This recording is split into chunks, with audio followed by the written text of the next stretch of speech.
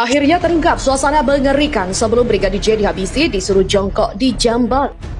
Dari awal sebenarnya kami sebagai pengacara dari Baradae sudah melempar sinyal-sinyal. Kemudian pada saat di TKP mereka ini berempat udah ada di dalam. Ricky disuruh panggil Joshua gitu, masuk di TKP ya disuruh jongkok lah gitu istilahnya bang gitu. Dieksekusi ketika jongkok itu. Iya katanya dulu rambutnya gitu sama Dalam arti dijambak gitu. Iya, lalu diperintah Baradae untuk nembak. Woi, tembak gitu. Kejadian ini membuat kita berpikir, jangan-jangan sering sekali ada TKP-TKP yang dikarang-karang.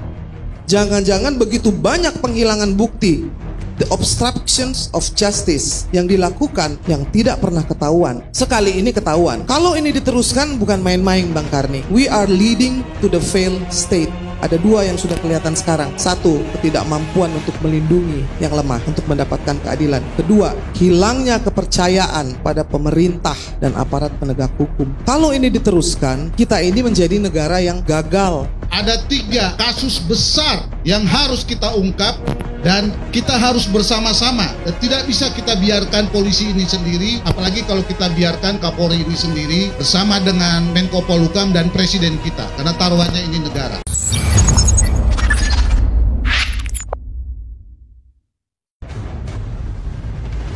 Kasus tewasnya Brigadir Yosua Huta Barat masih terus diusut pihak berwajib. Ferdi Sambo telah ditetapkan sebagai tersangka pembunuhan berencana terhadap Brigadir Yosua. Motif masih terus dipertanyakan publik hingga saat ini. Diketahui, kini Mabes Polri telah menyerahkan ke pengadilan soal motif kasus Ferdi Sambo. Terbaru ada pengakuan baru dari pengacara Barada Eliezer M. Burhanuddin di acara Indonesia Lawyer Club seperti yang dikutip dari TV One News pada Sabtu 13 Agustus. Burhanuddin menjelaskan, pada tanggal 8 Juli 2022, tepat hari kematian Brigadir J, terjadi suasana mengerikan, kata Burhanuddin hasil wawancaranya dengan Baradae yang sudah ditetapkan tersangka. Brigadir Yosua dipanggil masuk ke dalam rumah, ketika itu Brigadir J tengah berada di teras rumah. Bribka Riki mendapatkan tugas dari Ferdi Sambo untuk memanggil Brigadir Yosua. Ketika masuk ke dalam rumah, Ferdi Sambo langsung menyuruh Brigadir Yosua untuk jongkok serta dijambak. Di TKP sudah ada Bribka Riki, Baradae, dan juga Ferdi Sambo. Namun, posisi Putri Chandrawati berada di kamar, tidak di lokasi eksekusi. Selanjutnya, saat disinggung apakah Brigadir J dieksekusi saat jongkok, Burhanuddin mengatakan, sebelum dieksekusi, rambut Brigadir J sempat dipegang, lalu Baradae diperintahkan untuk menembak Brigadir J. Kemudian ketika ditanya siapa yang memegang rambut Brigadir J, Burhanuddin mengatakan Ferdi Sambo lah yang memegang rambut Brigadir Yosua dengan pengertian rambut Brigadir J dijambak. Namun dia tegaskan untuk proses selanjutnya tidak diceritakan lagi oleh Baradae. Selanjutnya disinggung tentang Baradae mengetahui motif perintah penembakan itu, Baradae belum buka suara. Mantan kuasa hukum Barada Richard Eliezer, Deoli Payubara, mengungkapkan peristiwa yang terjadi pada tanggal 6 hingga 8 Juli yang menjadi pemicu terjadi pembunuhan Brigadir Yosua. Menurut pengakuan Baradae, Deolipa menceritakan pada tanggal 6 Juli, Ferdi Sambo bersama istri dan ajudan merayakan ulang tahun pernikahan di Magelang mulai pukul 22 sampai pukul 1. Mereka menikmati acara dengan santai, namun kabar yang berembus usai acara itu Ferdi Sambo dan istrinya Putri Chandrawati sudah bertengkar, tapi tidak tahu masalah apa yang tengah diributkan.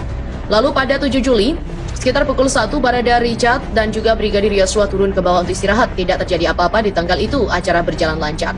Lalu pada tanggal 7 pagi, sekitar pukul 8, Ferdi Sambo sudah berangkat ke Jakarta untuk menjalani aktivitas bekerja. Namun Richard, Yosua, Bribka Riki, Putri masih berada di Magelang. Selain itu ada Susi, seorang pekerja rumah tangga, Kuat, sopir pribadi, dan juga seorang anak Ferdi Sambo dan Putri. Pada hari itu Bribka Riki dan Baradae mendapatkan tugas untuk mengantarkan makanan ke sekolah Taruna Magelang. Mereka mendapatkan tugas untuk mengantarkan makanan ke anak komandannya itu.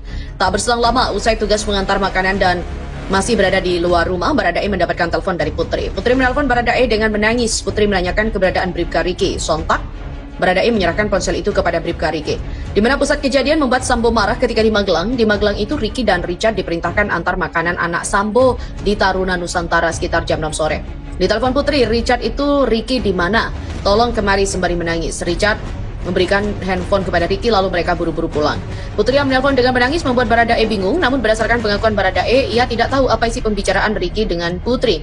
Ketika sampai di rumah, Bribka Riki dan Baradae bertemu dengan Kuat, sopir pribadi. Mereka ingin naik ke atas untuk melihat kondisi Putri, namun dilarang oleh Kuat.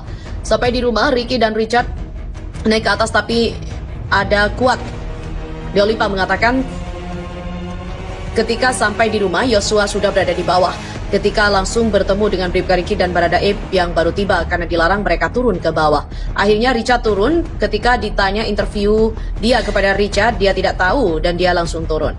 Kata Dio, saat Putri menangis hanya ada Susi, Kuat, dan Yosua. Menurutnya ada sesuatu yang terjadi membuat Putri menangis di saat Bribka Riki dan juga Baradae pergi ke Taruna Nusantara. Tepat pada tanggal 8 Juli, rombongan Putri Chandrawati, Bribka RR, Baradae, Kuat, dan anak Ferdi Sambo dan Brigadir J berangkat dari Magelang ke Jakarta.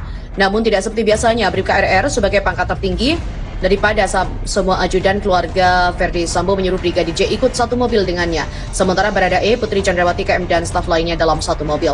Di salah satu rest area jalan tol, rombongan sempat berhenti, kemudian rombongan lanjut berangkat ke Jakarta. Pada sore hari, rombongan tiba di rumah pribadi dan di sana sudah ada Irjen Ferdi Sambo. Kemudian setelah tes PCR, mereka pergi ke rumah dinas Duren 3, kemudian tak berselang lama Putri hanya ditemani dua stafnya pulang kembali ke pribadi dengan pakaian berbeda. Kemana Ferdi Sambo, Brigadir J, Barada RR, Bribka RR, dan KM? Apakah masih di rumah dinas Duren 3 atau ikut berangkat ke markas Paminal di Propam Polri? Karena sejumlah mobil dinas divisi Propam tampak meluncur ke rumah dinas Duren 3. Setelah pembunuhan Brigadir J, Baradae diduga ditawarkan Ferdi Sambo dan istrinya uang 1 miliar berbentuk dolar, sedangkan Bribka RR dan KM masing-masing 500 juta. Namun hingga saat ini uang itu tak terrealisasi diberikan. Motif versi Kamarudin. Pada saat yang sama, pengacara keluarga Brigadir J, Kamarudin Simanjuntak, mengatakan Ferdi Sambo dan Putri Chandrawati sudah bertengkar dari Magelang. Sehari mereka pulang, FS sudah pulang. Ketika rombongan Putri sampai di Jakarta, FS sudah di rumah, tak lama sudah menjadi jenazah. Jenazahnya pun sudah ditemukan dugaan penyiksaan. Kamarudin juga mengatakan keterangan Ferdi Sambo sebagai tersangka utama pembunuhan berencana tak bisa dipercaya lagi. Sebelumnya dilansir dari Tribun News, Kamarudin Simanjuntak mengungkit dugaan motif bahwa kliennya sebenarnya dibunuh gara-gara membocorkan rahasia Irjen Ferdi Sambo kepada istri sang jenderal yakni PC. Dugaan ini disuarakan oleh Kamarudin dalam hot room di YouTube Metro TV News. Kamarudin menjelaskan Brigadir J diketahui membocorkan rahasia dari Irjen Ferdi Sambo saat ditanyai oleh PC. Kamarudin menjelaskan pertengkaran sempat terjadi antara PC dan Irjen Ferdi Sambo seusai Brigadir J membocorkan rahasia atasannya itu. Barulah setelah pertengkaran terjadi, Brigadir J menerima ancaman pembunuhan dari ajudan sang jenderal. Akibatnya ada lagi ancaman kepada Brigadir J, tapi para ajudan gara-gara ini ibu menjadi sakit, kata Kamarudin.